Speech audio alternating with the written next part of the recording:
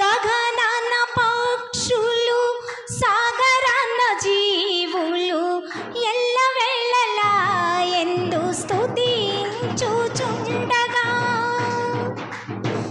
గగనాన పక్షులు సాగరాన జీవులు ఎల్లవేళలా ఎందు స్తుతించుచుండగా ఘనుడవు నీవని ఘనతయు నీకని ఘనుడవు నీవని ఘనతయు నీకని మనసార నిన్నే స్తుతించేదా మనసార నిన్నే స్తుతించేదా